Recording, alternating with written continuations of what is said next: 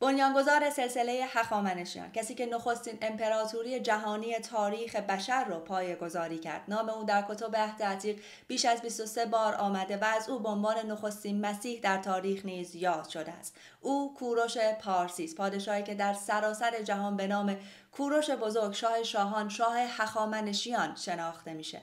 امروز میخوایم با هم ببینیم و بشنویم بخش‌هایی از زندگی این پادشاه بزرگ و افتخار آفرین تاریخ جهان و البته تاریخ کشورمون رو. برای درک بهتر اینکه کوروش بزرگ از کجا برخاست و چگونه به چنین جایگاهی رسید، برگردیم به اواسط هزاره سوم، اوایل هزاره دوم پیش از میلاد، زمانی که اقوام آریایی وارد فلات ایران شدند.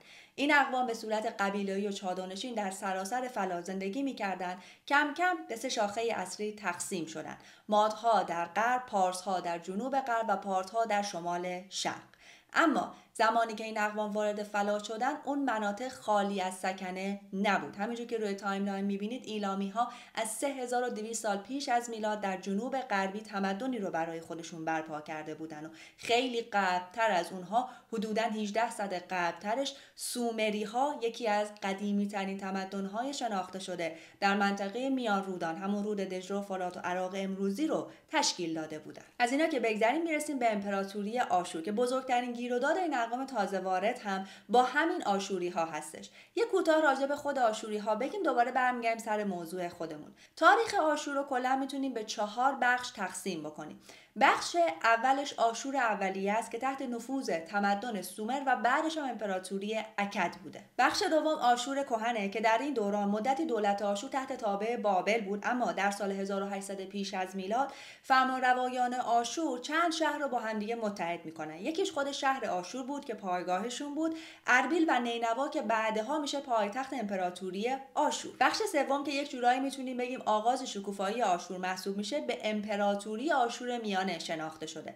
در این دوران آشوری ها سرزمین های خودشون رو گسترش میدن و بابلی که مدتی تحت سلطش بودن حالا شده بود یکی از خراجگزارهاش. بخش چهارم یعنی امپراتوری آشور نو، اوج قدرت امپراتوری آشور هستش. از شهر آشور شروع کرده بودن، الان تا مصر هم گرفتن. و بخش آخر که مربوط به سقوط امپراتوریش میشه رو جلوتر خود به خود بهش میرسیم. اگر روی تایملاین دقت کرده باشید، حکومت بابل به صورت ناپیوسته بوده، چون دائم با آشور در جنگ بوده. مدتی مستقل میشد و دوباره زیر سلطش میرفته. همه اینها رو گفتیم برای اینکه از اون زمان یک تصویر بهتری داشته باشیم که از لحاظ جغرافیایی و سیاسی اون منطقه کلا به چه شکلی بوده. حالا دوباره برگردیم سراغ همون اقوام آریایی که وارد فلات ایران شده بودند.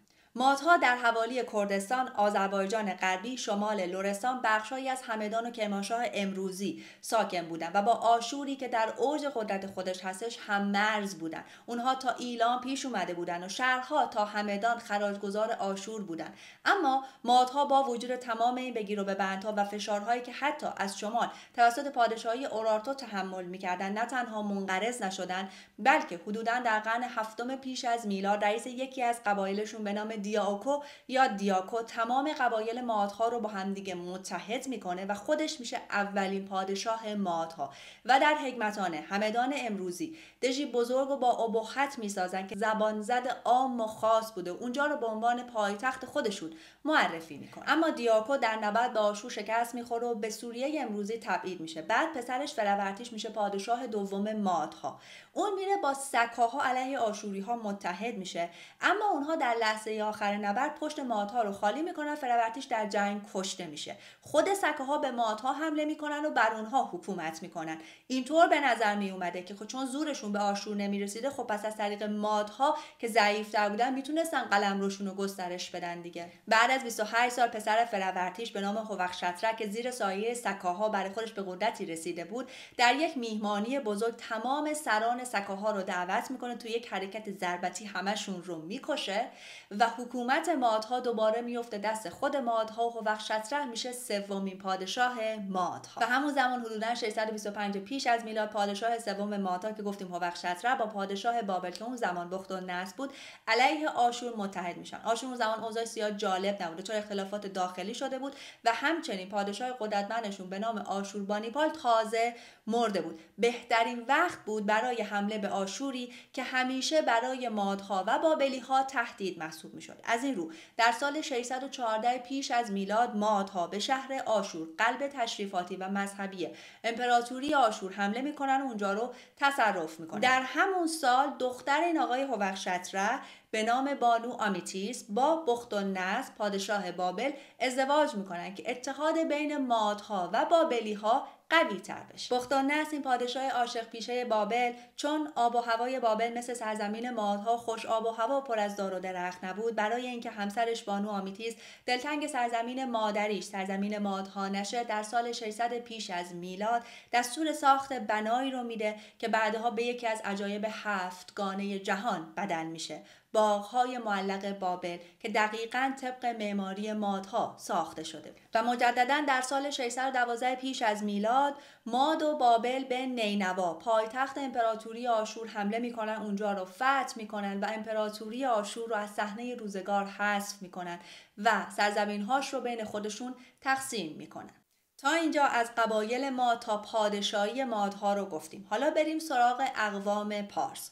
اونا هم درست مثل مادها قبیله‌ای زندگی میکردن. یکی از این قبایل به نام پاسارگاد بوده که در منطقه‌ای به نام انشان ساکن بودن. رئیس قبیله پاسارگاد به نام هخامنش بوده. مردم تصمیم میگیرن به رئیس قبیلهشون بگن شاه. در اصل شاهی نبوده، چون نه سرزمینی داشته به اون شکل و نه سپاه و لشکری داشته. اما زمانی که سناخریب پادشاه آشور اومده بود به بابل حمله بکنه، در دفاع از بابل میره مقابلش میست. درسته که هیچ پیروزی به دست نمیاره در مقابل آشور، ولی دل و جرأتی از خودش نشون میده که آغاز راهی بوده که به پادشاهی بزرگ هخامنشیان ختم میشه. بعد از این آقای هخامنش پسرش چیشپیش میشه پادشاه انشان که همزمان بوده با اوج قدرت آشوری که آشوربانیپال پادشاهش بوده، که همینطور که میبینید کلی اسم و رسم داشته برای خودش. بابل که سهل، آشوربانیپال ایلام رو هم با خاک یکسان کرده بود و اینها نمونه هایی از خشونت شاهان آشور هستش که هر وقت جایی رو فتح میکردن نه تنها اونجا رو با خاک یکسان میکردن، مردمانش رو میکشتن، اسیری میگرفتن و یا در بهترین حالت فقط بهشون حق زندگی کردن میدادن.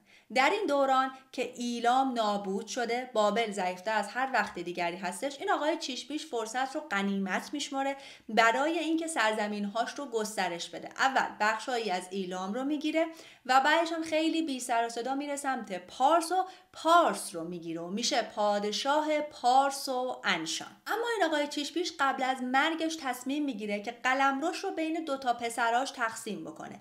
منطقه انشان رو میده به کوروش اول و منطقه پارس رو میده به آریارمنه. زمانی که این پسرها به قدرت میرسن، همینطور که روی تایملاین میبینید دیگه آشوری وجود نداره، قدرت بین ماد و بابل هستش و این منطقه انشان و پارس و اینا کلا زیر سلطه مادها هستن و به اونها خراج میدن. بعدتر هم پسرای اینا میشن جانشین پدرانشون. آرشان پسر آریارمنه میشه پادشاه پارس، کمبوجیه اول پسر کوروش اول میشه پادشاه انشان که بعدتر باز این پارس و انشان با هم یکی میشه و کمبوجیه اول میشه پادشاه پارس و انشان. خیلی خوب، دوباره برگردیم به پادشاهی مادها. بعد از هوشتره پسرش آژیدهاک میشه پادشاه مادها. هرودوت تاریخنگار یونانی میگه که در افسانه ها اومده که آژیدهاک خواب میبینه که از شکم دخترش آبی بیرون میاد که کل قلمرو اون و آسیا رو در بر میگیره. مخها براش تعبیر میکنن که ماندانا دخترتون پسری به دنیا خواهد آورد که پادشاهی شما رو تهدید میکنه. برای همین آژیدهاک تصمیم میگیره به جای اینکه ماندانا دخترش با یکی از بزرگان ماد ازدواج کنه، اون رو بده به کمبوجیه اول که پادشاه پارس و انشان هستش. هم اتحادش رو با اونها قوی تر بکنه، هم دخترش از پایتخت دورتر باشه که بعدها که بچه دار میشه دیگه خطری براش محسوب نشه. از اون طرف هم که پیشتر گفتیم دختر هوشتره که میشه خواهر همین آژیدهاک، بانو آمیتیس، با پادشاه بابل بختالنصر ازدواج کرده بود. یک جورایی به خیال خودش میخواست که صلح رو تو منطقه برقرار بکنه. اما بعد از اینکه ماندانا با کمبوجیه پادشاه پارس و انشان ازدواج میکنه، گویا این آژیدهاک دوباره یک خوابی میبینه که از شکم دخترش نهالی بیرون میاد که به یک تاک بزرگ بدل میشه و کل قلمرو ماد و آسیا رو در بر میگیره. موقع دوباره همون تعبیر قبلی رو بهش میگن که بله دخترتون پسری به دنیا میاره که برای پادشاهی شما تهدیده. آژیدهاک هم فرستاده‌ای میفرسته که فرزند دخترش رو بدزدن به نیت اینکه بکشن. نام این فرزند کوروش بوده. فرستاده دلش نمیاد که بچه رو بکشه، برای همین اونو میده به یک چوپانی که اون بکشه. اونم دلش نمیاد این کار رو بکنه و بچه رو بزرگ میکنه. سالها بعد میگذره، 8-9 ساله بوده که آژیدهاک متوجه میشه که نوش زنده هستش، اونو برمیگردونه توی قصر و توی قصر بزرگ میشه کوروش. حالا اینکه این داستان چقدر واقعیه و یا اینکه فقط یک افسانه است و یا اینکه هرودوت این رو گفته، این دیگه باشه با قضاوت شما.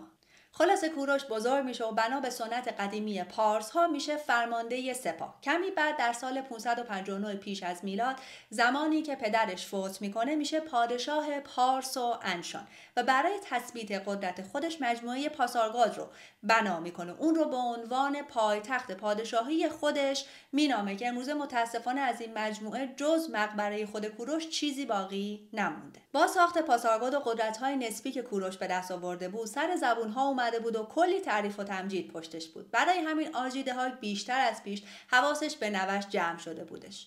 این روزها یک نامه کوروش از هگمتانه، پایتخت مادها، دریافت میکنه که اگر میخوای حکومت مادها رو بگیرید، در پایتخت همه چیز برای تو مهیا هستش. این نامه رو کی فرستاده بود؟ یکی از سرداران خود آژیدهاک براش فرستاده بود که حالا یک خطایی کرده بود. به گفته هرودوت همون کسی بوده که قرار بوده کوروش رو در بچگی بکشه. آژیدهاک برداشته بود بچه این سردار رو کشته بود، با گوشت اون بچه غذا درست کرده بود، اونو داده بود، خود این سردار خورده بود، اونم متوجه شده بود. برای اینکه بتونه از آژیدهاک انتقامش رو بگیره، اومده بود طرف کوروش. خلاصه انگاری وقتش رسیده بود که کوروش در مقابل پدر بزرگ خودش، پادشاه مادها آژیدهاک، بایسته. سپاه کوروش در مقابل مادها عملا حرفی برای گفتن نداشتش، اما با اومدن سردار آژیدهاک، هارپاگ و بعضی از بزرگان مادها پشت کوروش، حالا شرایط برای پارسها کمی متفاوت شده بود.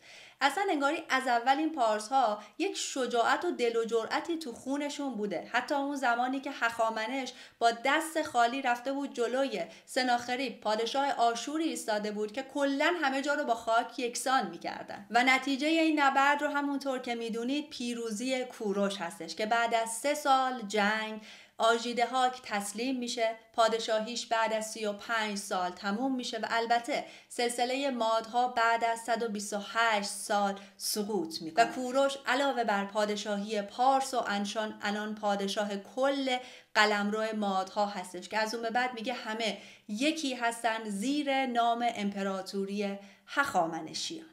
همه مورخان کوروش رو شاه عادلی خطاب میکنن. یک نمونه از این رو همین اولین نبردش با مادها میتونیم ببینیم. وقتی که هگمتانه پایتخت مادها رو فتح کرد، به جای اینکه اونجا رو با خاک یکسان بکنه، مردمانش رو بکشه، کاری که عرف بوده اون زمان شاهان وقتی یک جایی رو فتح میکردن انجام بدن، کوروش هگمتانه رو به عنوان پایتخت خودش انتخاب میکنه. 7 نفر از بزرگان ماد رو میاره در قصر خودش، باهاشون شورای سلطنتی تشکیل میده که در تصمیم گیری ها مشارکت بکنن و همچنین به خزانه مادها، طلا و جواهرات که الان در اختیار شاه هخامنشیان هستش هم دسترسی داشته باشن. فردریش هگل، فیلسوف آلمانی، میگه کوروش اولین رایش تاریخ رو ساخته. رایش به معنای امپراتوری هستش، چیزی که هیتلر دنبالش بود، رایش دوم، رایش سوم، ولی اون از راه استبداد و دیکتاتوری میخواست به هدفش برسه، ولی کوروش با مدارا و صلح بهش رسید. چیزی که عبدالحسین زرینکوب، تاریخنگار معاصر، اسمشو گذاشته تساهل کوروش. یک موضوع دیگه که کوروش رو از باقی شاهان جدا میکنه که پیشتر هم گفتیم، وقتی یک جایی رو فتح کردش، اونجا رو با خاک یکسان نکرد و مردمانش رو نکشتش. دست فقط برای کشورگشایی و یا خراج گرفتن نمیرفت جایی رو فتح بکنه، باعث پیشرفت آبادانی اون منطقه هم میشد. به مردمش فرضاً کشاورزی یاد میدادن و یا دژهای بلندی میساختن که از شهر محافظت بکنه. همه اینها باعث میشد که هم مردم و هم حاکمان اون شهرها کوروش رو دوست داشته باشن و علیهش قیام نکنن. در واقع کوروش میخواست همه با هم در صلح زندگی بکنن. یک نمونه دیگه از عدل کوروش برای زمانی هستش که رفته بود برای فتح لیدیه، بخشی از ترکیه امروزی، شهری بسیار زیبا و البته ثروتمند. پادشاه لیدیه کروزوس به قدری ثروت داشت که سربازان یونانی رو می‌خرید که بیان براش بجنگن. ما میگیم مثلا طرف گنج قارون داره، اونا میگن مگه گنج کروزوس داره، اونقدر ثروت داشتش. اما همیشه از سیاست زمین سوخته در جنگاش استفاده میکردش، برای اینکه اگر وقتی مجبور شد که عقب نشینی بکنه چیزی هم برای دشمنش باقی نذاره. کوروش با یه همچین دشمنی در زمستان لیدیه رو فتح میکنه و طبق سنت خود لیدیه‌ای ها وقتی پادشاهی در جنگی شکست میخوره بایستی لباس فاخر بپوشه و در آتش سوزانده بشه. کروزوس وقتی لباس فاخر پوشیده بود و آماده اجرای حکمش بود، کوروش نه تنها اون رو در آتش نسوزوند بلکه همراه خودش آورد به پای تختش حکمتانه، براش خدم و حشم داد، بخشی از ثروت خودش هم در اختیارش قرار داد و این آقای کروزوس بعدها شد یکی از مشاوران عالی کوروش. خیلی حرف واقعا اینکه کسی اون زمان، الانش هم من همچین چیزی رو نمیبینم در دنیا، که کسی بتونه دشمن قسم خورده خودش رو به یکی از وفادارترین دوستان خودش تبدیل بکنه. برای همین فکر میکنم که نام کوروش حتی میان دشمنانش به نیکی جاودان شده. حالا بریم سراغ نگین امپراتوری کوروش، یعنی فتح بابل. یک کمی برگردیم عقب‌تر، زمانی که کوروش هنوز پادشاه نبود، آشور شکست خورده و سرزمینش بین بابل و مادها تقسیم شده بودش. اورشلیم اون زمان میفته دست بابلی ها، خراج بده بابل میشه. هر بار سرباز میزده از این خراج دادن، برای همین بابل مجبور میشه لشکرکشی کنه اونجا. در کل 3 بار بهشون حمله میکنه. بار اول 4 نفر از بزرگان اورشلیم رو با خودش میاره بابل که یکی از اونها دانیال نبی بوده. بار دوم که اونجا لشکرکشی میکنه، پادشاه اورشلیم در جنگ کشته میشه و با خودش 3000 نفر رو برمی‌داره میاره بابل. و بار سوم زمانی میشه که مصری ها میرن زیر گوش اورشلیم میخونن که دیگه تا کی میخواین برده بابل باشین و این داستانا، شما برید جلوش بیسین، ما هم پشتتون هستیم، چون اون اصلا سپاه و لشکری نداشتن، یک شهر مذهبی بوده بیشتر دیگه. دوباره بابلی میان سراغشون، مصری‌ها که عقب نشینی میکنن و پشت اورشلیم رو خالی میکنن، بابل وارد اورشلیم میشه و شهر رو با خاک این بار یکسان میکنه. تا قبل از این دست به معابد اورشلیم نمیزده، ولی این بار یکی از اصلی ترین معبداشون، معبد سلیمان رو میسوزونه و با خودش 10,000 نفر رو میبره بابل و اطراف اون. و البته خیلی ها خودجوش میرن سمت بابل برای اینکه دیگه سرزمینی نداشتن که بخوان زندگی بکنن اونجا. حالا که متوجه شدیم یهودیان چطور سر از بابل در آوردن، دوباره برگردیم در زمان کوروش. اینم داخل پرانتز بگم، یهودیایی که توی بابل و اطرافش زندگی میکردن به اون شکلی که ما فکر میکنیم اسیر و برده نبودن، مثل باقی مردم داشتن زندگیاشون رو میکردن. خیلی خوب، در زمان کوروش پادشاه بابل نبونید بوده. اون بسیار به کاوش و شناخت خدایان دیگه علاقه‌مند بوده. دربارش هم پر از روحانیونی بوده که اون زمان خدایی به نام مردوک، خدای بابل رو میپرستیدن و قدرت و نفوذشون هم البته خیلی زیاد بوده. اوضاع قلمرو بابل ولی اصلا جالب نبوده. از طرفی از مردم مالیات‌های سنگینی میگرفتن و مردم ولی از اون طرف داشتن با کمبود غذا مواجه میشدن. این آقای نبونایی تصمیم میگیره برای اینکه یک سر و سامونی به قلمروش بده، بره توجه خدایان دیگر رو جلب بکنه که بتونه مثلا کمکی بکنه. همین که میره طرف خدایان دیگه، رابطش با روحانیون خراب میشه. مردم ولی آوازه و شهرت کوروش رو شنیده بودن و از اون میخوان که بیاد کمکشون بکنه، چون نه پادشاهشون و نه روحانیونشون کاری براشون نمیکرد. یعنی نشد من در تاریخ بخونم که روحانیون در قدرت باشن و نفوذ داشته باشن و مردم هم آسایش و رفاه داشته باشن. یعنی این دوتا هیچ وقت انگار با هم همخونی پیدا نمیکنه. خلاصه خبر میرسه به نبونید که کوروش داره میاد برای فتح بابل. اونم برای اینکه بره یه ارتشی درست بکنه و اینا، دستور میده به جاش مجسمه تمام خدایان از سرتاسر قلمروش رو جمع بکنن بیارن بابل که ازش در مقابل کوروش محافظت بکنه. در نهایت در پاییز 539 پیش از میلاد، کوروش به همراه پسرش کمبوجیه و سپاهش به سمت قلمرو بابل، مشخصاً شهر بابل، حرکت میکنه. چند شهر اول یک کمی مقاومت میکنن، اما بعد دوباره میان طرف کوروش و شهرهای بعدی خودشون راه رو برای سپاه کوروش باز میکنن. اما مشکل اصلی دیوارهای بلند و نفوذناپذیر شهر بابل بود که همین الان در رتبه 3 مشهورترین دیوارهای جهان قرار داره. اگر کوروش میخواست شهر رو محاصره بکنه، به خاطر وجود زمین‌های کشاورزی و باغات داخل شهر، حالا آذوقه اونها تموم نمیشد. کوروش هم نمیخواست این زمان رو صرف بکنه برای فتح بابل. پس چیکار باید میکرد؟ حالا بیایم با هم نبوغش رو ببینیم. از وسط شهر بابل رود فراتی رد میشد که هم عمقش زیاد بود و هم فشار آب زیاد بود، به حدی که سوار نظامها نمیتونستن عرض رودخونه رو رد بکنن. چیکار کردش؟ دستور داد کمی عقب‌تر از شهر، جایی که قرار رود به شهر وارد بشه،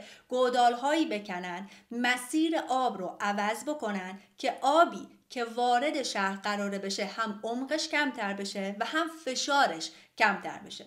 با توجه به اینکه ما نتیجه آخر رو میدونیم که کوروش بابل رو فتح کرده، این راهش جواب داده و کوروش نه تنها دیوارهای بلند و نفوذناپذیر بابل رو دور زده بود، بلکه با کمترین تلفات بابل رو فتح کرد. هرچند مردم و سربازان از بالای دیوار میتونستن به سربازان کوروش تیر بزنن، ولی خب این کار رو نکرده بودن. خودشون از کوروش خواسته بودن که بیاد نجاتشون بده. کوروش هم بعد از فتح بابل دستور میده که مجسمه خدایان که از شهرهای دیگه اومده بود همه سریع و سالم برگرده به شهرهای خودشون، یهودیان برگردن به سرزمینهای خودشون و حتی معابدشون رو دوباره بازسازی کنن. و جالبش اینه که وقتی که کوروش بابل رو فتح میکنه، بزرگانشون میگن که یه پارسی نمیتونه بر ما حکومت بکنه.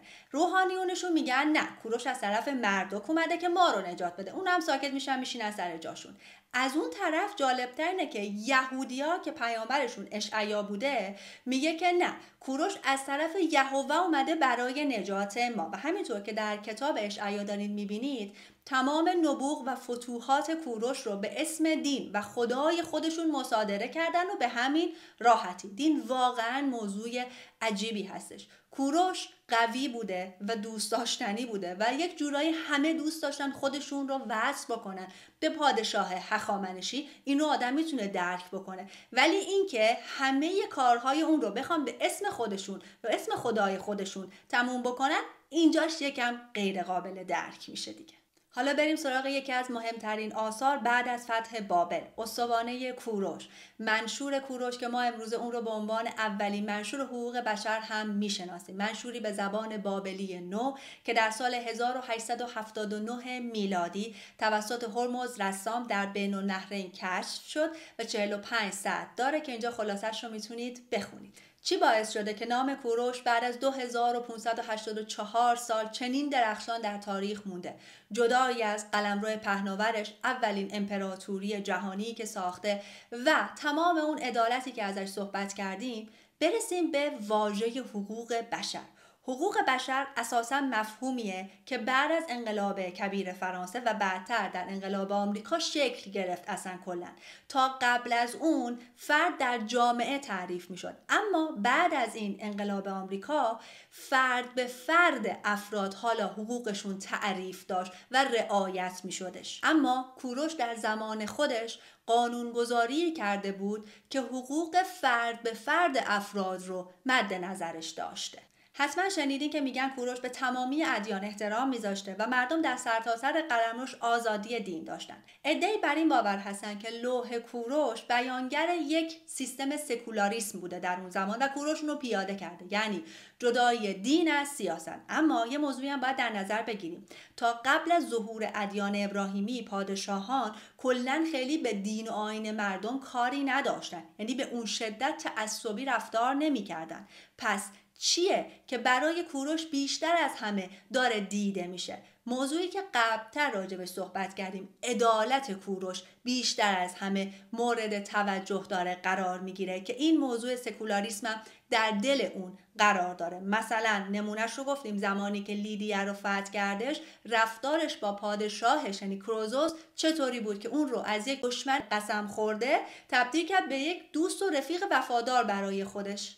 از نظر گزنوفون، فیلسوف و مورخ یونانی، کوروش تمام صفات خوب پادشاهان پیش از خودش رو جمع کرده، همه اونها رو به اوج رسونده و از دل همه اونها یک رویکرد متفاوتی نسبت به عملکرد پادشاهان زمان خودش انتخاب کرده و اونها رو اجرا کرده. در اصل میتونیم بگیم کوروش به قلب مردمان سرزمینش حکمرانی میکرده. به تو توصیه میکنم به طور منظم به درس آموزی از تاریخ و ادبیات در هر دو زبان یونانی و لاتین بپردازی. در یونانی اول از همه با کوروشنامه شروع کن. این بخشی از نامه توماس جفرسون، نویسنده اعلامیه استقلال ایالات متحده آمریکا، یکی از متفکران اصلی و از بنیانگذاران آمریکا و سومین رئیس جمهور ایالات متحده است که در سال 1820 میلادی به نوه‌اش نوشته. جفرسون باور داشت همونطور که کوروش در دنیای باستان تونسته بود حکومتی بی‌طرف در برابر ادیان مختلف ایجاد بکنه،